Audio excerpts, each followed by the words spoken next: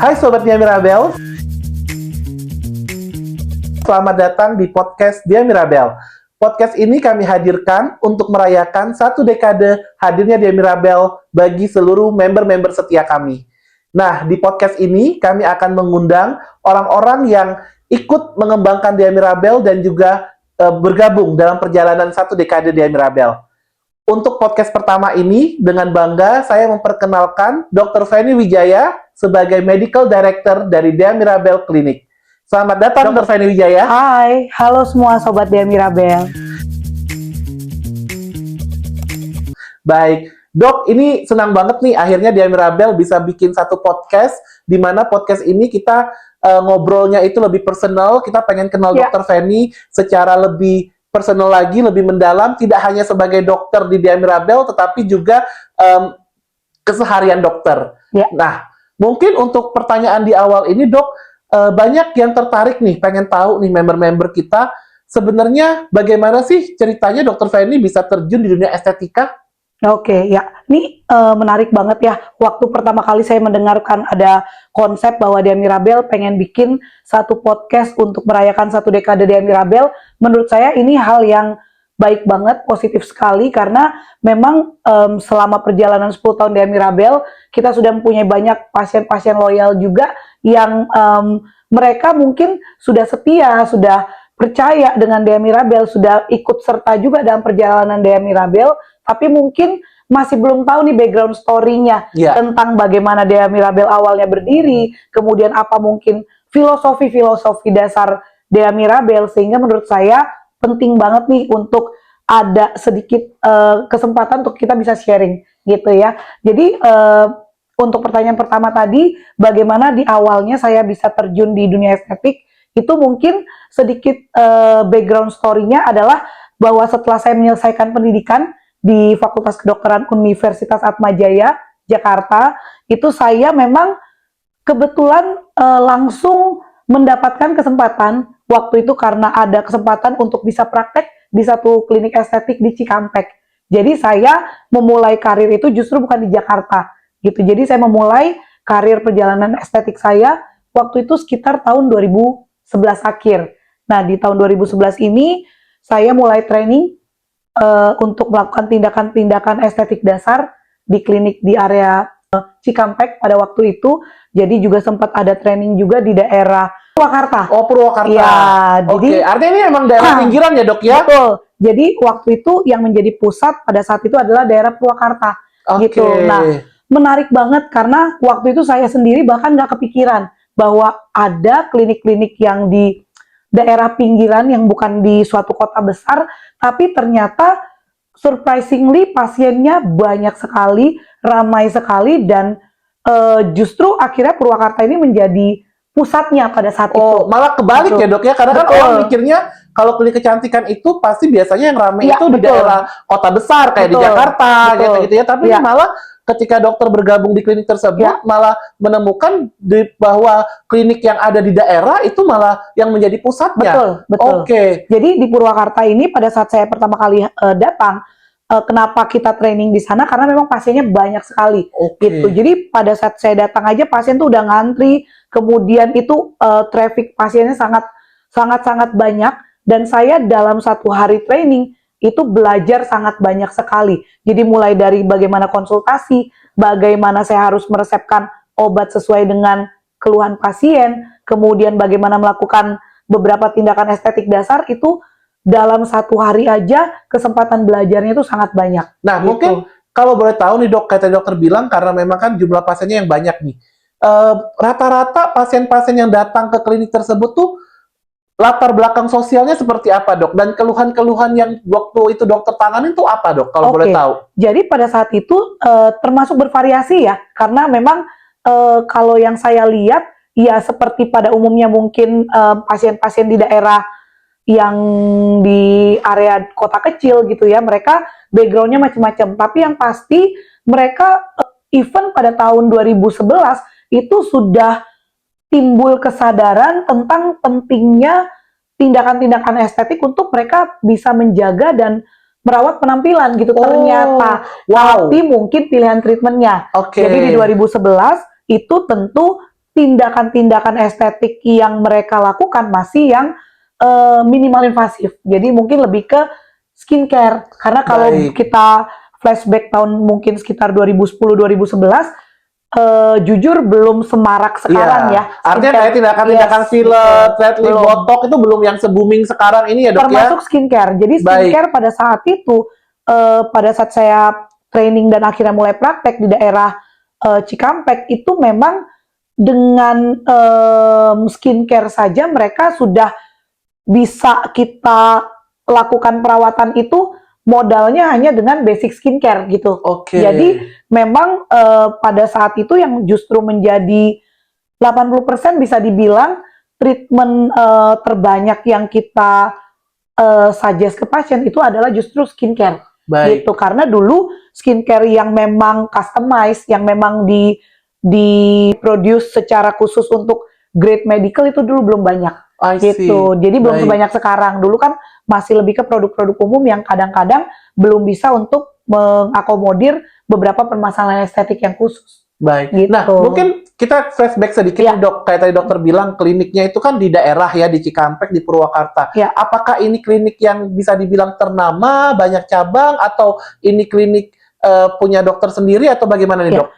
Jadi gini, sebenarnya pada saat saya bekerja awal, saya juga kurang tahu background kliniknya seperti apa, tapi yang saya tahu bahwa memang klinik ini punya satu grup besar, yang sebenarnya dia memang punya head office-nya di Jakarta, tapi khusus untuk di area-area pinggiran itu mereka punya branding berbeda. Oke. Gitu. Jadi mereka punya satu flagship yang besar di Jakarta dengan beberapa cabang, tapi khusus untuk di area Cikampek, Subang, kemudian Purwakarta. Pada saat itu mereka punya branding sendiri gitu yang berbeda. Gitu. Oke. Boleh tahu nggak nih dok, berapa lama nih akhirnya dokter bekerja di sana? Oke, jadi total saya bekerja selama 2 tahun di sana. Gitu ya. Dan karena memang sebagai dokter ya, kita pastikan pengen upgrade terus. Ya. Nah, kebetulan karena di 2011 itu memang kliniknya basically itu fokusnya adalah lebih ke skincare, basic treatment seperti peeling, microdermabrasi dan lain-lain. Jadi setelah 2012, 2013 klinik kecantikan mulai pelan-pelan berkembang ya. Saya mulai melirik bahwa oh, mulai ada nih yang namanya treatment thread lift. Gitu, mulai ada nih yang namanya treatment filler dan lain-lain, tapi memang belum seramai sekarang. Baik. Makanya, artinya klinik waktu itu tidak mengerjakan ya dok ya? Tidak jadi, fokus di sana ya? Yes, nah itu salah satu yang menjadi alasan utama akhirnya saya merasa karena memang konsep kliniknya lebih fokus ke area skincare, saya pikir kayaknya saya pengen belajar sesuatu yang lebih banyak lagi. Baik. Gitu. Akhirnya kemudian saya mendapatkan kesempatan untuk belajar dan bekerja di satu klinik yang flagshipnya pada saat itu di Singapura. Oh, Gitu. oke. Artinya ini klinik dari Singapura buka cabang di Indonesia. Betul. Oke, gitu. baik. Lagi-lagi pada saat itu saya kaget karena ternyata saya sendiri nggak pernah dengar nama kliniknya, tapi pas kita visit ke sana untuk melakukan training, kaget lagi karena ternyata di Singapura sendiri klinik ini udah menjamur banget. Kalau Baik. nggak salah mereka punya lebih dari 10 cabang pada saat itu, dan semua kliniknya itu antriannya sangat banyak. Oke. Jadi kliniknya ini di Singapura sendiri punya 10 cabang. Betul. Dan itu selalu semua cabangnya ngantri. Betul. Dan Dokter Feni punya kesempatan untuk training langsung di Singapurnya. Ya. Nah, boleh diceritakan nggak dok, waktu di Singapura itu training dengan siapa, apa yang ditrainingkan gitu? Ya, baik. Jadi pada saat saya dapat kesempatan untuk bekerja di salah satu perusahaan yang basicnya adalah di Singapura, tentunya sebelum kita bisa running operasional ya kita harus belajar dulu gitu ya, karena memang ternyata background untuk klinik yang pengalaman saya kerja kedua ini lebih fokus ke device gitu. Baik. Jadi device apa nih dok kalau boleh detailnya nih dok? Waktu itu laser. Oh, laser. Yes. Oke. Nah, kita tahu zaman dulu pun di 2014 ya. awal itu belum banyak klinik yang bisa mengerjakan laser dengan alat-alat yang cukup canggih ya. Jadi memang kita waktu itu saya beruntung banget bisa dikirim ke Singapura. Nah, surprisingly di sana kita ketemu mentor yang sangat hebat sekali gitu. Jadi mungkin teman-teman yang kalau pernah tahu perawatan-perawatan high-end estetik di Singapura, pasti nggak asing dengan satu nama sosok ini yang saya kagumi banget juga sampai sekarang, yaitu adalah Dr. Goh Seng Heng. Gitu. Jadi Dr. Goh ini memang salah satu dokter senior yang cukup disegani juga di sana dan merupakan dokter yang sudah memiliki nama besar lah di dunia estetik di Singapura, terutama khususnya untuk masalah laser gitu. Jadi kliniknya di area Paragon pada saat itu.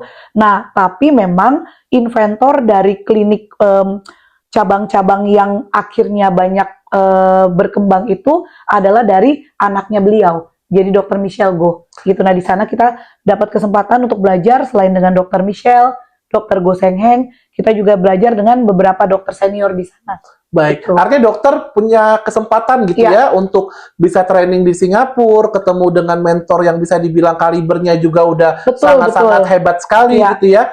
Nah, boleh tahu nggak nih dok, selama dokter berpraktek di klinik tersebut, apakah ada perubahan dari segi pasien, dari segi treatment, yang tadinya kan dokter di daerah pinggiran nih, ya kayaknya sekarang prakteknya istilahnya di Jakarta gitu kan ya, dengan cabang klinik dari Singapura lagi gitu kan ya. Ini udah pasti kan langsung pikiran kita kan, wah ini pasti kliniknya high end, harganya mahal gitu kan ya. Nah boleh nggak dok di-sharing sedikit gitu dok? Bener ada banget, bedanya nggak? Bener banget. Jadi, tapi ini buat saya lagi-lagi keberuntungan, karena saya jadi punya pengalaman yang sangat kaya gitu ya, dari yang tadinya saya kerja di pinggiran, yang dimana background pasiennya itu tentu pasti berbeda banget nih dengan pasien-pasien yang pada saat saya bekerja di klinik yang kedua gitu. Karena di klinik yang kedua ini kebetulan juga mereka buka cabang-cabang flagshipnya itu di daerah-daerah yang premium di Jakarta.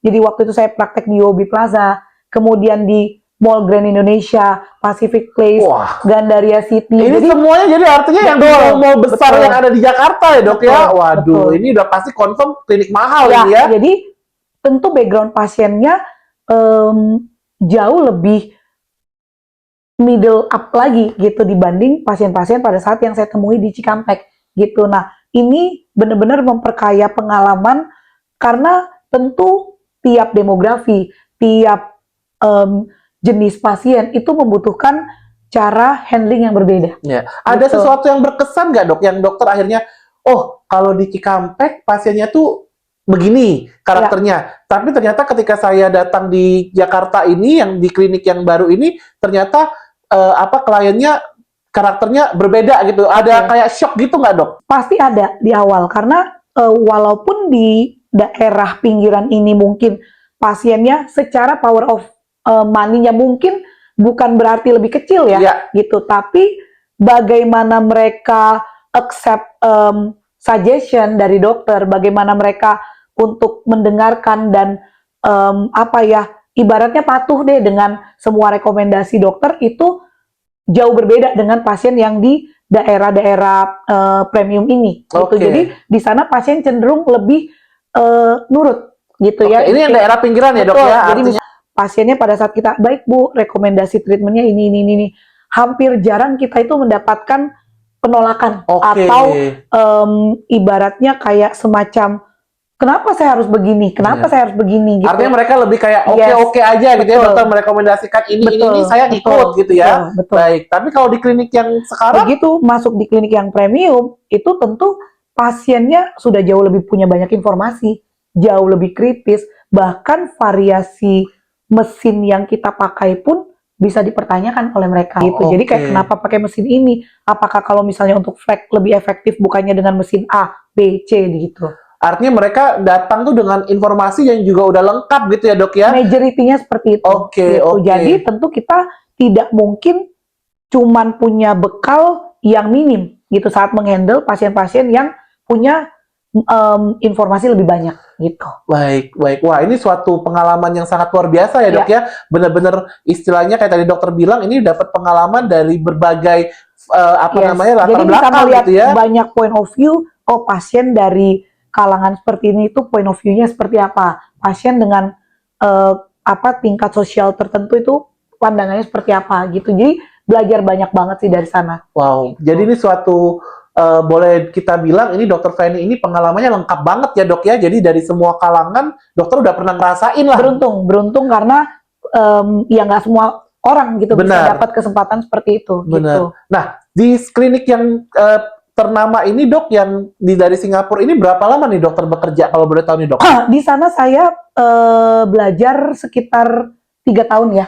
Berkesempatan untuk bekerja, termasuk belajar lah, menurut saya belajar dari pengalaman gitu ya. Jadi balik lagi seperti yang tadi saya sudah jelaskan di awal, bahwa pada saat dapat kesempatan di klinik ini kesempatan yang memang menurut saya juga cukup memperkaya, tapi tetap drive untuk belajar lebih itu kan selalu muncul. Iya. Gitu. Karena dari yang awal saya bilang, pada saat di Cikampek pun saya sudah banyak mendengar bahwa oh, di estetik udah mulai ada inovasi A, B, C. Tapi kan memang waktu itu kesempatannya dapat dari klinik yang laser ini, yang backgroundnya device gitu ya. Nah, pada saat itu di estetik pun makin berkembang lagi nih, gitu. Udah makin banyak treatment-treatment lain yang kok kayaknya kalau misalnya apa ya, nggak memperkaya diri lagi, nggak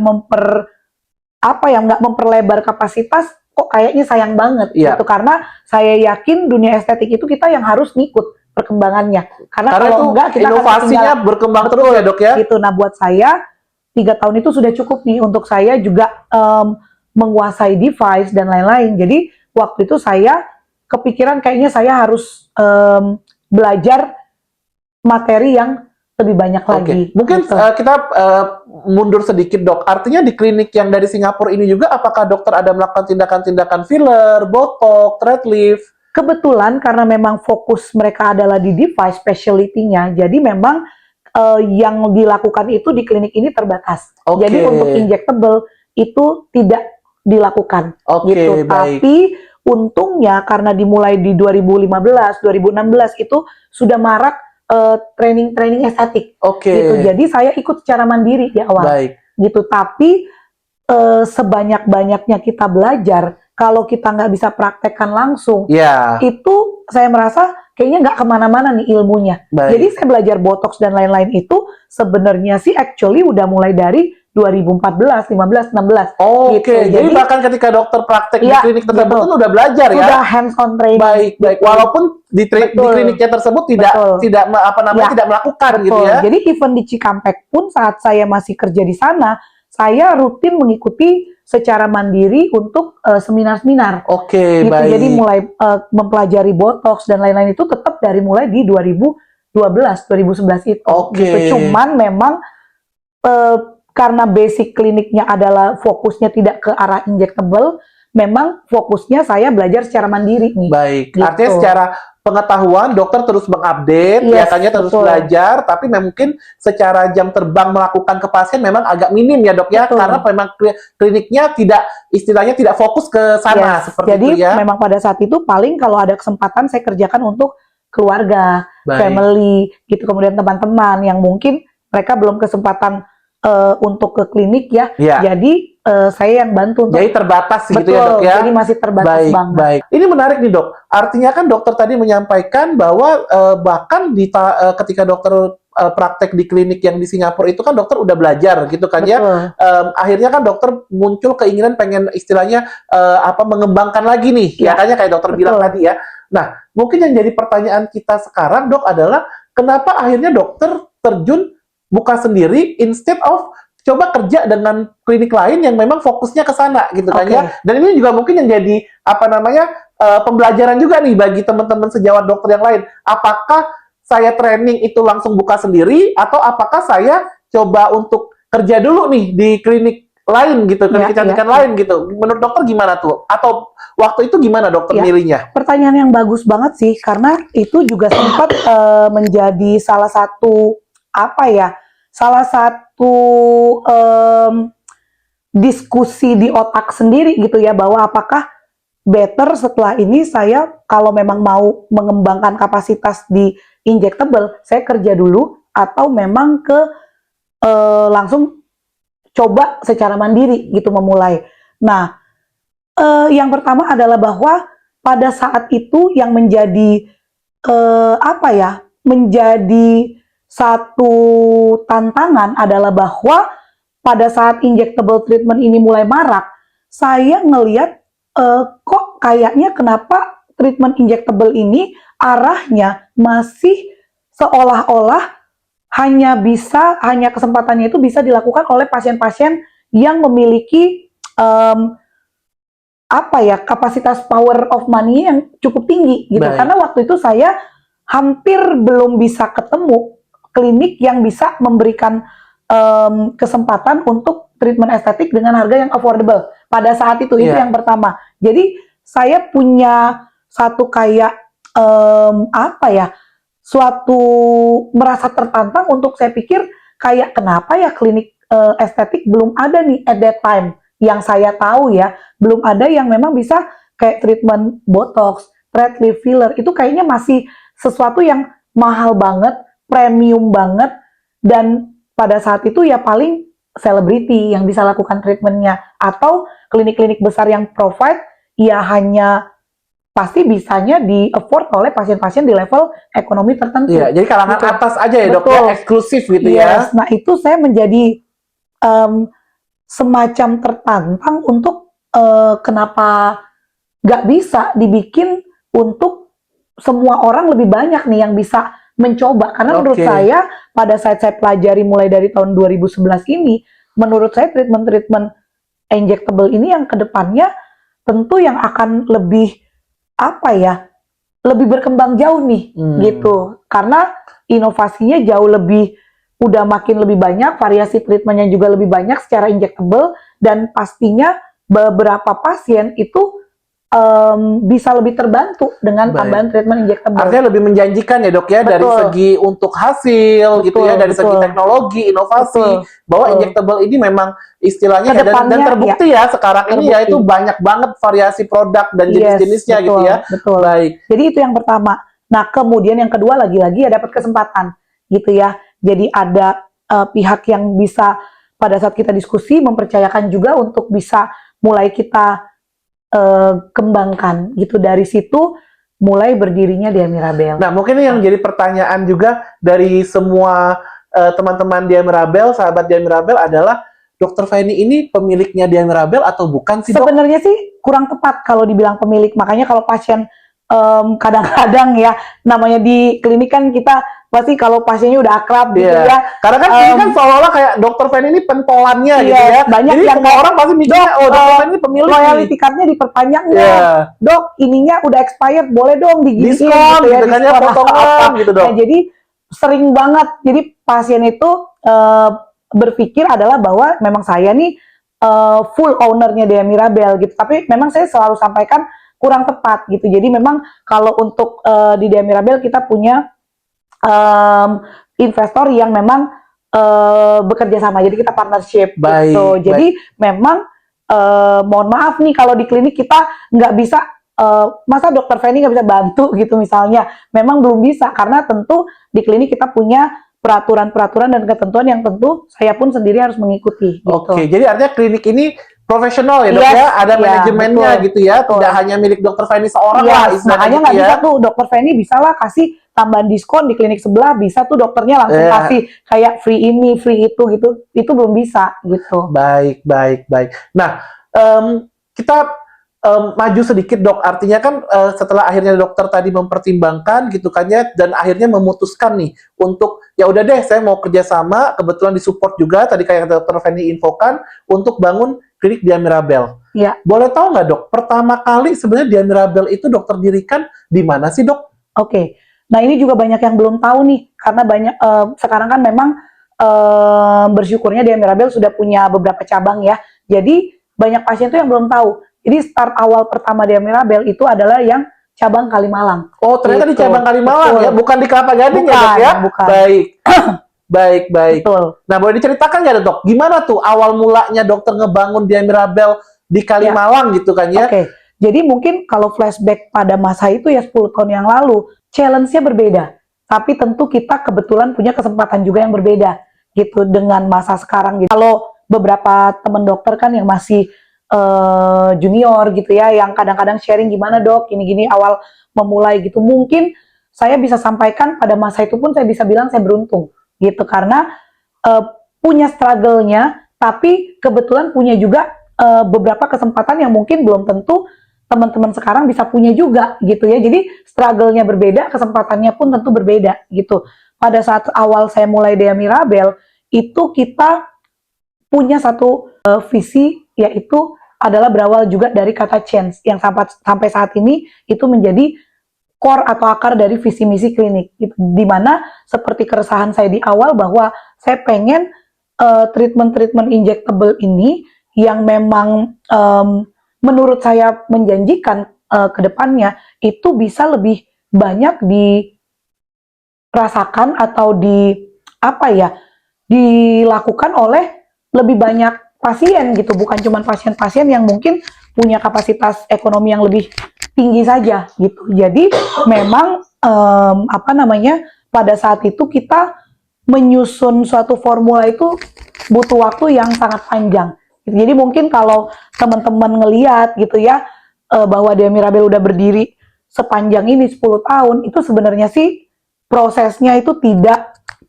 sesimpel yang terlihat sekarang. Bahwa kita melakukan formulasi produk, paket treatment, sampai akhirnya koordinasi dengan berbagai pihak untuk koordinasi masalah pricing dan lain-lain, itu butuh waktu sampai kita ketemu satu titik yang udah pas nih di titik itu gitu. Jadi memang prosesnya panjang sekali. Cuman waktu itu kita memang terbantu banget pada saat ada, kalau mungkin dulu teman-teman tahu ada yang namanya Fave, penjualan online. Oh, oke. Fave ini mungkin untuk teman-teman yang sekarang yang mungkin kurang paham, ini mirip kayak jualan voucher ya, Dok ya? Betul. Sebenarnya saat ini juga masih ada ya, beberapa platform mungkin berbeda nama ya, Dok ya. Betul. Tapi poinnya adalah jualan voucher. Iya. Nah, ini menarik nih, Dok. Mungkin pengen saya ulas sedikit, kok bisa sih, Dok? Kan orang mikirnya klinik kecantikan itu kan mahal gitu ya, Dok ya, eksklusif gitu ya. Kok bisa Dokter Feni kepikiran mau jual treatment kecantikan pakai voucher gitu loh? Ya. Itu gimana tuh ceritanya tuh, Dok? Jadi berdasarkan tentu pengalaman saya sendiri, karena kan dulu itu sosial media sudah ada, tapi yang saya tahu itu belum semarak yang sekarang. Bagaimana kita bisa menjual? Dulu Shopee juga rasa-rasanya kayaknya belum ada atau mungkin belum rame lah gitu ya. Jadi pada saat itu saya sendiri secara pribadi tuh kalau mau cari makan murah, mau cari layanan spa, potong rambut atau salon dan lain-lain, itu saya selalu carinya ke aplikasi ini gitu. Jadi saya kepikiran kenapa enggak treatment estetik juga bisa nih masuk di platform ini, di mana sesuai juga dengan tadi misi kita untuk menjangkau lebih banyak kalangan nih yang bisa approach gitu ya. Jadi pada saat itu tuh kan penjualan online gitu tuh belum semarak sekarang. Jadi kita butuh satu platform yang bisa memperkenalkan Dea Mirabel supaya orang bisa lihat nih bahwa layanan treatment termasuk injectable itu bisa loh mereka afford dengan harga yang bisa terjangkau. Nah, ini menarik nih, Dok. Gitu. Tadi dokter bilang termasuk treatment injectable. Ya kan ya. Sepengetahuan saya di aplikasi-aplikasi voucher gini gitu kan ya, Dok ya. Apalagi mungkin di awal-awal sekitar tahun 2016 gitu ya. Orang kan lebih banyak menjualnya itu kan treatment basic ya, kayak facial gitu kan ya, Dok ya. Hampir jarang ke klinik ada yang menjual treatment injectable. Kok dokter berani sih? Apa nih yang jadi dorongan dokter gitu loh, kayak tadi dokter bilang gitu loh. Kenapa nggak ya udah deh jual facial aja gitu? Kenapa dokter mau masukkan juga nih injectable ke dalam voucher itu, Dok? Ya, nah ini pertanyaan bagus. Memang salah satunya ya latar belakangnya adalah banyak orang yang akhirnya nggak berani mencoba treatment estetik yang injectable other than facial itu karena takut harga. Gitu. Pada saat itu belum marak klinik estetik tuh yang berani pasang harga, pasang price list, pasang harga dasar patokan gitu ya. Jadi yang saya tahu dulu kan banyak juga punya teman-teman klinik estetik yang kerja di klinik estetik besar gitu ya. Pasien datang itu nego direct gitu dengan dokternya. Jadi nggak ada setlist harga, nggak ada price list gitu ya, Dok ya. Nah, tentu untuk beberapa kalangan itu kan bikin worry. Jangan sampai nanti kalau udah konsultasi dengan dokternya, konsul aja udah bayar. Kemudian diberikan treatment ternyata jauh di luar budget. Iya, tiba-tiba gitu. tagihan keluar Betul, puluhan juta betul, gitu kan ya, Dok ya. betul, Tidak betul. jadi nggak objektif Iya. ya. Jadi harga jadi banyak kekhawatiran waktu ya, itu. jadi which is- ketakutan juga gitu ya, Dok ya. Ya, jadi di klinik pun banyak pasien ngobrol kayak, iya saya akhirnya takut nih ke klinik karena takutnya nanti harganya mendadak gimana, harganya mendadak tinggi, saya nggak mampu bayar dan kalau udah konsul nggak enak untuk batal atau gimana. Nah, saya pikir harus ada satu sistem yang menjawab keresahan ini gitu. Karena kalau di Fave, yang saya rasakan sendiri kan kita nggak perlu worry. Ya, Mau di restorannya makanan harga sekian, saat saya udah beli di Fave dengan harga sekian, ya saya tinggal minta sesuai dengan term and condition yang sudah ada. baik. Artinya Gitu. sesuai dengan voucher ya, Dok ya. Betul. Nggak ada Jadi saya nggak biaya-biaya worry. lain gitu Nah, ya. saya pikir kalau resto aja bisa, salon aja bisa, kenapa klinik estetik enggak gitu. Jadi akhirnya kita mulai, jujur waktu itu pun pro kontra. Ya. Karena kita pun bahkan dari pihak Fave pun sempat kita cukup alot gitu perbincangannya karena buat mereka ini belum umum Ya, gitu ya jual filler. Karena buat dulu itu kalau mungkin teman-teman ada yang tahu Fave, di aplikasi itu tuh bukan treatment ya, paling banter tuh harga tuh kisaran 40.000, facial 49.000, kemudian makanan voucher tuh 100.000, ya. 200.000. Artinya memang yang murah-murah gitu ya, Dok ya. Ya gitu. Jadi begitu kita mau coba set masukan waktu itu mulai filler, meso dan lain-lain, itu mereka cukup kaget karena kan ya harga injectable estetik, apalagi pada masanya waktu itu belum marak produk Korea Iya. yang memang harga mungkin jauh lebih affordable. Dulu pilihannya nggak banyak, filler itu hampir semua adanya filler Eropa gitu, yang harga tentu udah pasti juta-jutaan harga Iya. jualnya gitu. Baik. Jadi waktu itu ya sempat dari mereka pun kayaknya bisa nggak nih, kayaknya jadi nggak sesuai sama ininya Fave deh gitu, karena kok jualan tiba-tiba jutaan gitu. Sempat kita ada satu titik menarik banget waktu itu, saya menghadirkan kita meng-create lah ya sama tim, menghadirkan satu complete package 9,999 juta. Saya inget banget itu, langsung director of marketingnya kalau nggak salah hubungin saya dan menentang, ini nggak bisa, nggak mungkin, masa jualan di Fave harga hampir 10 juta itu tuh udah kayak nggak wajar, Nggak make sense gitu ya, Dok ya. Karena memang kan orang kan ke Fave atau ke aplikasi tersebut kan nyarinya yang harga murah gitu ya. Yes. Kok tiba-tiba ada treatment harganya udah mau 10 juta gitu. Yes, akhirnya dengan satu perdebatan cukup alot waktu itu, tapi akhirnya saya bilang kan nggak ada ruginya buat pihak Fave. Coba aja dulu, kalau memang tidak jalan 1-2 bulan tinggal di take down gitu. Ternyata itu sepertinya baru tayang promonya beberapa hari, langsung sudah ada yang beli gitu. Wow. Karena at that time treatment full package 9,99 juta itu di klinik yang memang mungkin klinik-klinik besar lain mungkin baru dapat satu jenis treatment aja untuk yang injectable. Oh, gitu. jadi ini sesuatu yang berbeda nih, Dok ya. Betul, Jadi klinik betul. Dia Mirabel berani mendobrak ya kan ya, bikin satu paket treatment all in dengan harga 10 juta, di mana kalau di klinik lain mungkin harga itu cuma baru untuk dapat satu treatment. Oke, Gitu. that's why orang langsung tertarik dan pengen Ya, beli gitu ya. betul. Yang tadinya dipikir oleh dari pihak, bahkan dari aplikasinya pun ragu-ragu kayak, ada nggak nih yang bakal beli gitu ya? Ada nggak Betul. nih yang sanggup gitu ya? Betul. Ternyata berhasil ya, Dok ya? Yes, dan tentu jangan pikir gampang. Pasien beli, datang ke klinik bertanya dan curiga gitu, wajar iya. gitu. Nggak Ini mungkin dapat apa nih? Iya, Ya kayaknya produknya apa waktu nih? itu ini paling cuman baru dapat filler di klinik A 1 cc Iya. gitu. Jadi kok ini bisa dapat all in. Nah, waktu itu mereka pun tidak langsung trust gitu, karena kita waktu itu menjelaskan bahwa saya bilang memang konsep dari klinik untuk perkenalan di Fave ini kita memang nggak cari profit gitu. Jadi memperkenalkan konsep gitu, bahwa dulu belum ada tuh konsep complete package all in treatment. Dulu ya filler 1 cc 1 cc, botox 100 unit 100 unit gitu. Jadi belum familiar. Nah, ini itu kita bukan untuk cari profit, tapi untuk memang mulai mengenalkan konsep paket. Karena dari pengalaman pada saat awal-awal saya praktek injectable, itu saya ngelihat kalau injectable kita nggak bisa menilai wajahnya pasien itu hanya satu part, satu area.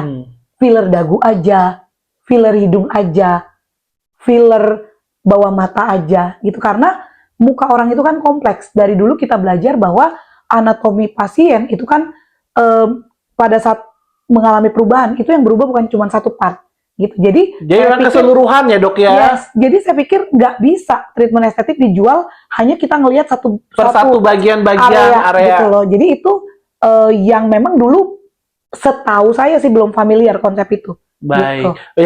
Jadi bisa dibilang Dia Mirabel ini menjadi salah satu pioneer ya dok ya. At that time ya, Ya, gitu. Dari baik. yang saya ketahui itu belum ada konsep ini. Jadi klinik itu benar-benar ya jual filler 1 cc, ini 1 cc gitu. Jadi banyak pasien akhirnya kan ya merasa, aduh kok kayaknya kalau mau treatment injectable pada saat itu mahal banget, Iya. nggak terjangkau, kayaknya nggak bisa deh gitu. Pertanyaan pertama, skin quality atau skin contouring dok?